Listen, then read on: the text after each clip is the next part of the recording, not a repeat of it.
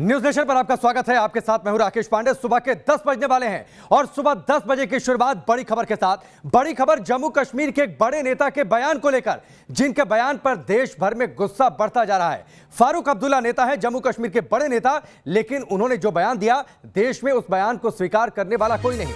कश्मीरी पंडितों ने फारूक अब्दुल्ला के बयान पर नाराजगी जताई है। फारूक अब्दुल्ला से माफी मांगने की मांग उठ गई है। बीजेपी ने भी फारूक अब्दुल्ला के बयान की घोर निंदा की है। फारूक ने चीन की मदद से 370 फिर से बहाल करने की बातचीत कही थी। ये इस वक्त की बड़ी खबर है। कल बड़ा बयान दिया था फारूक अब्दुल्ला ने, जिस बयान की देश भर में आलोचना हुई। सवाल उठने लगे कि आखिरकार 370 हटाया देश की सरकार ने। इसका विरोध करने का ये कौन सा तरीका कि इस वक्त जो मुल्क यानी चीन, जो भारत से लड़ाई लड़ने के लिए बेताब है, जो जंग जैसे माहौल पैदा कर रहा है, जिसने हमारे सैनिकों की जान ली, जिसका मुकाबला करते हुए हमारे सैनिकों ने शहादत दी, उसकी मदद से जम्मू कश्मीर में 370 बहाल करने की बातचीत। तो फारूक अब्दुल्ला के इस बयान को आखिरकार देशद्रोही बयान क्यों न कहा जाए? फारूक अब्दुल्ला के इस बयान पर बवाल बढ़ता जा रहा है और सवाल ये उठने लगे हैं कि आखिरकार फारूक अब्दुल्ला के इस बयान को देश के खिलाफ देशद्रोही बयान क्यों न माना जाए। सवाल यह है कि फारूक अब्दुल्ला इतना बौखलाए क्यों हैं? आखिर ये कौन सी बोली है कि वो चीन के साथ दोस्ती की बात कर रहे हैं कश्मीर से धारा 370 हटाने के लिए? तो इसका जवाब यह है कि कश्मीर पर अब्दुल्ला खानदान की दुकान बंद होने के बाद ये बौखलाहट समझ में सबको आने लगी है। फारूक अब्दुल्ला को चीन से उम्मीद, चीन की मदद से खत्म करेंगे आर्टिकल 370। सत्ता छीनी तो गद्दारी पर उतरे अब्दुल्ला। 3 पीढ़ियों से सत्ता की मलाई खाने वाले डॉक्टर फारूक अब्दुल्ला अब देश के आंतरिक मामलों में चीन की मदद लेना चाहते हैं। अपने विवादास्पद बोल के कारण देश के सबसे बड़े गद्दार का तमगा हासिल करने की ओर बढ़ रहे डॉक्टर अब्दुल्ला उसी चीन की मदद लेना चाहते हैं जिससे भारत की तनातनी चल रही है और जो लंबे समय से भारत के सबसे बड़े दुश्मनों में से एक रहा है। कश्मीर की सत्ता पर फारूक अब्दुल्ला के पिता से लेकर बेटे तक काबिज रहे हैं, लेकिन 3 पीढ़ियों से जम्मू कश्मीर की सत्ता संभालते आ रहे फारूक अब्दुल्ला के एक बयान से विवादों का नया बवंडर खड़ा हो गया है। आर्टिकल 370 हटाए जाने से बौखलाए पूर्व सीएम ने देश विरोधी बयान दिया है। नेशनल कॉन्फ्रेंस के इस नेता ने जो कुछ कहा वो साफ तौर पर हिंदुस्तान से गद्दारी वाले बोल हैं।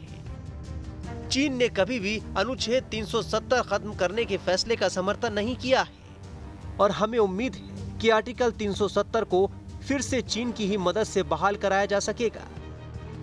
चीन की तरफदारी करने और उससे मदद लेने के चक्कर में फारूक अब्दुल्ला ये भी भूल गए कि हिंदुस्तान में उनके परिवार को जो सम्मान मिला वो कम लोगों को ही नसीब होता है। उनकी 3 पीढ़ियां जम्मू कश्मीर के मुख्यमंत्री की कुर्सी की शोभा बढ़ा चुकी हैं। खुद फारूक अब्दुल्ला सीएम के अलावा केंद्र में भी कई मंत्रालयों की कमान संभाल चुके हैं, लेकिन मोदी सरकार का अनुच्छेद 370 हटाने का फैसला वो दिल से स्वीकार नहीं कर पाए। डॉक्टर फारूक अब्दुल्ला की बौखलाहट इस बात को लेकर है कि केंद्र सरकार ने अनुच्छेद 370 को हटा भी दिया, लेकिन वो कुछ भी नहीं कर सके। डॉक्टर फारूक अब्दुल्ला फिलहाल श्रीनगर के सांसद हैं। अनुच्छेद 370 हटाए जाने के बाद उन्हें घर में ही नजरबंद कर दिया गया। उनके बेटे और पूर्व सीएम उमर अब्दुल्ला भी लंबे वक्त तक नजरबंद रहे। इसी तरह पूर्व मुख्यमंत्री महबूबा मुफ्ती को भी हाउस अरेस्ट रहना पड़ा। सत्ता से लंबे समय से बाहर रहे फारूक अब्दुल्ला को ये बातें सहन नहीं हो रही हैं। जिस जम्मू कश्मीर को वो अपनी जागीर समझते थे, वहीं पर वो बेबस होकर रह गए हैं। यही वजह है कि उनके मुंह से अब विवादास्पद बोल निकलने लगे हैं, लेकिन अपने बयानों की वजह से वो विरोधी दलों के निशाने पर भी आ गए हैं। फारूक अब्दुल्ला ने जो भी कहा उसका कोई औचित्य नहीं है। पहले पाकिस्तान के पीछे भागते रहे, अब चाइना का समर्थन कर रहे हैं। 2 बार मुख्यमंत्री भी रहे हैं, सेंटर में मिनिस्टर भी रहे हैं। जब भारत का खा करके भारत के खिलाफ और चाइना का समर्थन करके, मुझे लगता है कि इस प्रकार के लोगों को कहीं ना कहीं सलाखों के अंदर होना चाहिए। ये बेशरम लोग हैं, इनको चीन से समर्थन चाहिए। पाकिस्तान से पहले समर्थन लेते ही नहीं, उसका खाते ही नहीं, अब चीन का भी गाना गाएंगे। मुझे ये समझ में नहीं आता है कि इस देश में ऐसे ऐसे लोग हैं, कैसे इन्हें बर्दाश्त किया जाता है। वहीं लालू यादव की पार्टी आरजेडी का मानना है कि फारूक अब्दुल्ला को उनके बयानों की वजह से देश विरोधी नहीं मानना चाहिए। अब इस बयान से ये कयास नहीं लगाना चाहिए कि वो देश के विरोधी हो गए हैं। अब्दुल्ला परिवार जो है वो भारत का झंडा उठाने वाला पहला परिवार था। अब इसको ये नहीं मान लिया जाए कि वो चीन के दलाल हो गए और हिंदुस्तान के विरोधी हो गए। राजनीतिक बयानबाजी अपनी जगह है, लेकिन सच ये भी है कि कश्मीर से अनुच्छेद 370 को हटाए जाने के बाद न केवल आतंकी वारदातों में कमी आई है, बल्कि विकास के काम भी आम आदमी तक पहुँचे हैं। इसके अलावा पहले के घोटालों की आज भी कश्मीर के पुराने सत्ताधारी नेताओं के इर्द गिर्द ही घूम रही है। ऐसे में डॉक्टर अब्दुल्ला का कभी पाकिस्तान प्रेम तो कभी चीन प्रेम की वजह को समझना मुश्किल नहीं है। Team news nation. सोचिए, एक इंसान, एक राजनेता जो जम्मू कश्मीर का मुख्यमंत्री रहा, केंद्र सरकार में मंत्री रहा, मौजूदा समय में सांसद है, देश के लोकतंत्र के सबसे बड़े मंदिर संसद में बैठता है, जिसने संविधान की शपथ खाई है, वो देश के एक संवैधानिक फैसले के खिलाफ देश के दुश्मनों के साथ खड़े होने की बातचीत करता है। मेरे साथ मोहित बख्शी इस वक्त जुड़ चुके हैं, उनके साथ सुशील पंडित भी हैं। मोहित बख्शी, जरा सुशील पंडित से बातचीत भी करिए। जो कश्मीरी पंडितों की साथ जाती हुई जो दर्द है उसे देश समझता है, लेकिन जम्मू कश्मीर क्या अब्दुल्ला खानदान की जागीर है क्या, जिस पर फारूक अब्दुल्ला चीन के साथ खड़े होने की बातचीत करते हैं? बिल्कुल, जिस तरीके का विवादित बयान दिया है, इससे पहले भी विवादित बयानों के लिए जाने जाते रहे हैं। इस तरीके से अब्दुल्ला परिवार की तरफ से जो बयान आया है उस पर सुशील पंडित जो आवाज उठाते हैं इसके खिलाफ। सर, किस तरीके से आप देखते हैं बयान को, क्योंकि क्या लगता है एक जागीर बन के रह गया है कश्मीर जो है वो अब्दुल्ला फैमिली की? चचा गालिब का एक शेर है, मरीज इश्क पर रहमत खुदा की, मर्ज बढ़ता गया जो जो दवा की। ये मर्ज और मरीज दोनों मेरे पल्ले के बाहर हैं। फारूक अब्दुल्ला को पहले पाकिस्तान का शौक चर्राता था, अब उन्हें चीन भाने लगा है, और इसी की वजह से आज उनके बोल फिर से उल्टे पड़ रहे हैं। लेकिन मेरी शिकायत केंद्र से भी है। उन्हें उस आदमी से तवक्को है, उस आदमी से अपेक्षा है जिसने कभी भारत के साथ दिल जोड़ करके नहीं सोचा। कल तक वो पाकिस्तान का राग अलापता था, आज उसे चीन अच्छा लगता है, और केंद्र सरकार को भी ऐसे ही लोग चाहिए कश्मीर में लोकतंत्र की बहाली के लिए। उन्हें इन्हीं लोगों में कश्मीर का इलाज दिखता है, इसीलिए उसे अपने मोहित बख्शी, सुशील पंडित जो मर्ज और मरीज की बातचीत कर रहे हैं, जरा इनसे पूछिए कि अब्दुल्ला परिवार और उसमें खास तौर पर फारूक अब्दुल्ला जिस बात का जिक्र कर रहे हैं, क्यों न माने कि जम्मू कश्मीर के लिए सबसे बड़े नासूर खुद यही हैं, क्योंकि ये पहली बार नहीं है जब वो चीन के साथ खड़े होने की बातचीत कर रहे हैं। इससे पहले 1 महीने के अंदर ये दूसरा बयान है। इससे पहले फारूक अब्दुल्ला ने यह भी कह दिया कि चूंकि 370 हटा दिया गया इसीलिए चीन के साथ सीमा पर तनातनी है। तो क्यों न माने कि फारूक अब्दुल्ला जम्मू कश्मीर के लिए सबसे बड़े नासूर खुद हैं। जब तक होश ठिकाने नहीं आते तब तक उन्हें बाहर नहीं। साफ तौर पर सुशील पंडित इस वक्त कह रहे हैं कि महबूबा मुफ्ती की तरह उन्हें भी अंदर रहना चाहिए था। सर, नासूर बन गए हैं एक तरीके से अगर कहा जाए, देश विरोधी बयान है क्योंकि कुछ नेता अभी भी उनके बचाव में हैं, लेकिन आपको लगता है कि नासूर बन गए हैं ये अब्दुल्ला फैमिली, अगर जिस तरीके के वो देश के खिलाफ बयान दे रहे हैं? ये नासूर बहुत पहले बन गए थे, जब संसद में बैठ करके हमारे गृह मंत्री ने साफ साफ कहा कि ये और इनका परिवार जिम्मेदार है कश्मीर की बर्बादी के लिए, तो फिर इन्हें छोड़ने की क्या मजबूरी थी? इन पर आरोप पत्र आना चाहिए था, इन पर मुकदमा चलना चाहिए था, इनको सजा होनी चाहिए थी, इनके काले कारनामों का पूरा चिट्ठा देश को दिया जाना चाहिए था।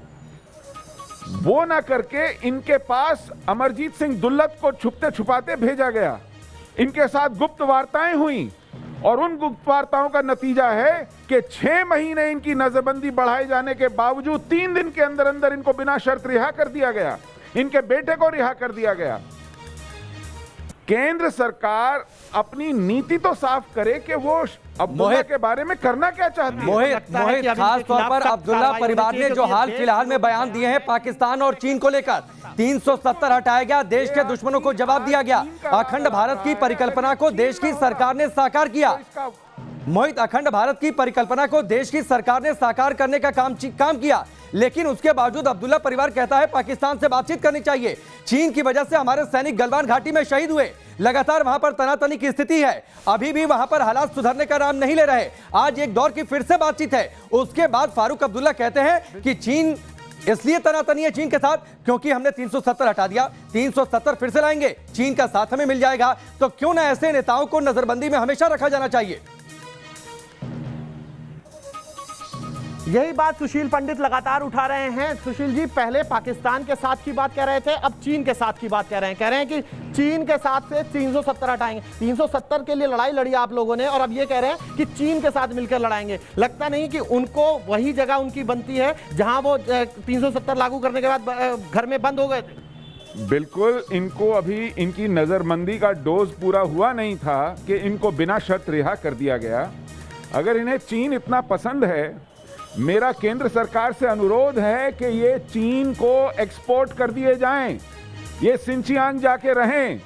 इन्हें चीन तब समझ में आएगा जब ये वहां चीन में उइगुर मुसलमानों की तरह उनसे बर्ताव किया जाएगा, इन्हें कैंप में रखा जाएगा, इनको इनकी नमाज पे पाबंदी लगेगी, इनके रोजे पे पाबंदी लगेगी, इनका नाम जो है वो अरबी फारसी नाम से हटा करके स्थानीय नाम रखा जाएगा। चलिए मोहित, तब फिलहाल इनको समझ आपका में बहुत बहुत आएगा शुक्रिया। सुशील पंडित का भी बहुत बहुत शुक्रिया जो आपके साथ जुड़े हुए थे। फारूक अब्दुल्ला जो कि जम्मू कश्मीर के मुख्यमंत्री रहे, बड़े नेता हैं, उम्र दराज नेता हैं, देश की संसद में बैठते हैं, केंद्र सरकार में मंत्री रहे, लेकिन आज वो देश के दुश्मनों के साथ खड़े होने की बातचीत करते हैं। फारूक अब्दुल्ला के विवादित बयान पर बीजेपी नेता दुष्यंत गौतम ने बयान दिया है। फारूक की राष्ट्र विरोधी मानसिकता सामने आ गई है। अब्दुल्ला को देश से कोई प्यार नहीं है, उन्हें सिर्फ अपनी सियासत करनी है, उन्हें जम्मू कश्मीर के लोगों की भावनाएं भड़कानी है। सुनिए क्या कुछ उन्होंने कहा।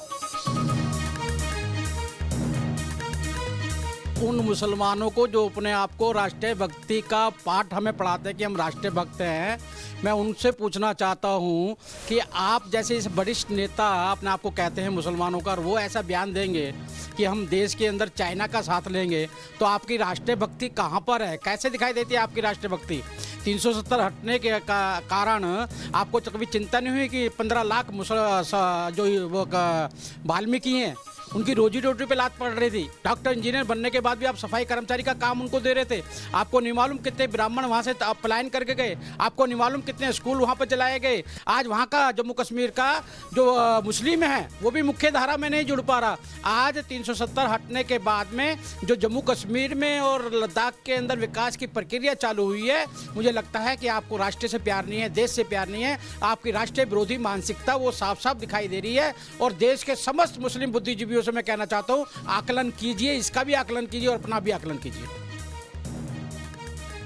लेकिन दरअसल फारूक अब्दुल्ला भूल गए कि हिंदुस्तान बदल चुका है। हिंदुस्तान अपने दुश्मनों को जवाब देना जानता है। हिंदुस्तान ने अगर कुछ तय कर लिया तो उसे पूरा करना भी जानता है। फारूक अब्दुल्ला को आईना देखने की जरूरत है कि उनकी सत्ता की मलाई खाने के दिन अब समाप्त हो चुके हैं।